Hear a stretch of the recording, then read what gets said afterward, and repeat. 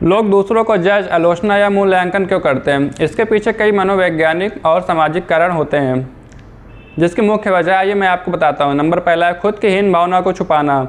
कई बार जो लोग अपने जीवन से असंतुष्ट होते हैं या जिनमें आत्मविश्वास की कमी होती है, वे दूसरों की कमियां निकालकर खुद को बेहतर महसूस कराने की कोशिश करते हैं। दूसरों को नीचा दिखाकर उन्हें ऐसा भ्रम होता है कि वे उनसे ऊपर हैं। दूसरा पॉइंट है खुद को सुरक्षित और सही महसूस कराना। इंसान का दिमाग हमेशा खुद को सही साबित करना चाहता है। जब कोई दूसरों के फैसलों या रहन सहन पर सवाल उठाता है तो उसे ऐसा लगता है कि उसका अपना तरीका ही सबसे सही और बेहतर है। इससे उसके अहंकार को संतुष्टि मिलती है। अगला पॉइंट है सामाजिक और सांस्कृतिक दबाव। समाज में सदियों से नियम, मापदंड और रूढ़ियाँ बनी हुई हैं। जब कोई व्यक्ति इन तयशुदा दायरों से अलग हटकर कुछ अलग, जैसे अलग सोचना, करियर या लाइफस्टाइल अपनाता है, तो समाज या आसपास के लोगों को वह बात पचती नहीं और वे जज करने लगते हैं। अगला पॉइंट है ईर्ष्या और जलन।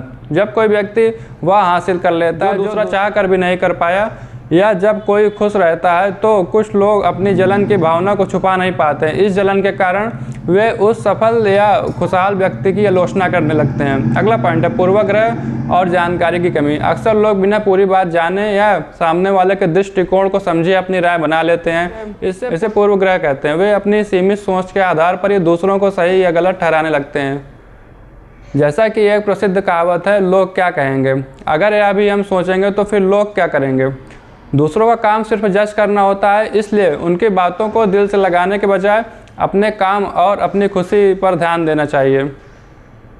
वैज्ञानिक दृष्टिकोण से दूसरों को जज करने की प्रक्रिया हमारे मस्तिष्क की बनावट, न्यूरोलॉजिकल सिस्टम इवोल्यूशन, जिसको विकास और न्यूरोट्रांसमीटर की गतिविधियों पर आधारित होती है। न्यूरोसाइंस और बायोलॉजिकल साइकोलॉजिकल के नज़रिए से समझेंगे। पहला, इवोल्यूशनरी बायोलॉजी और सर्वाइकल खतरे की पहचान।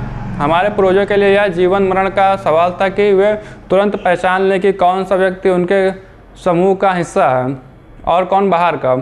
मस्तिष्क का एक हिस्सा, जिसे अमिगडाला कहा जाता है, भावनाओं को, विशेषकर डर और खतरे को नियंत्रित करता है। जब हम किसी नए या अलग व्यक्ति को देखते हैं तो अमिगडाला तुरंत एक्टिव हो जाता है और हमें सचेत करता है।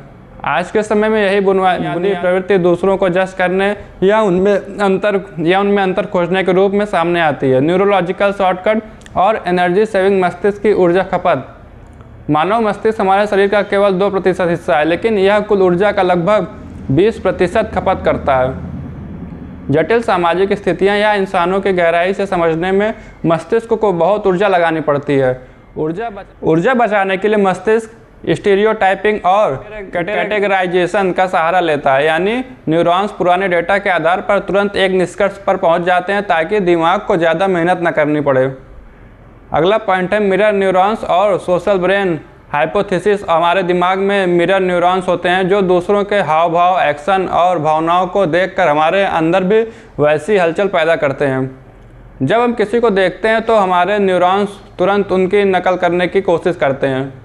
यदि सामने वाले का व्यवहार हमारे न्यूरोलॉजिकल पैटर्न या कंफर्ट जोन से मेल नहीं खाता, तो दिमाग तुरंत एक सिग्नल भेजता है कि यह असहज है या गलत है, जिसे हम जजमेंट कहते हैं। अगला पॉइंट है डोपामाइन और श्रेष्ठता का एहसास।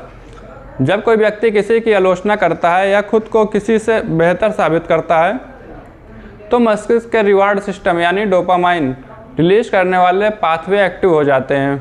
डोपामाइन वह न्यूरोट्रांसमीटर है जो खुशी और संतुष्टि का एहसास कराता है। यही वजह है कि गॉसिप करने या दूसरों को जज करने पर लोगों को तत्कालिक मानसिक संतुष्टि या सुख मिलता है। प्रीफ्रंटल कॉर्टेक्स की भूमिका। मस्तिष्क का सबसे विकसित हिस्सा प्रीफ्रंटल कॉर्टेक्स है, जो तर्क, वितर्क, सहानुभूति और आत्मनियंत्रण के लिए जिम्मेदार होता है। जो लोग वैज्ञानिक रूप से अधिक जागरूक होते हैं या जिनका प्रीफ्रंटल कॉर्टेक्स ज़्यादा सक्रिय होता है, वे किसी को भी जज करने से पहले सोचते हैं और वैज्ञानिक तर्कों या तथ्यों के आधार पर स्थिति का आकलन करते हैं, न कि शुरुआती बायोलॉजिकल पूर्वाग्रहों के आधार पर।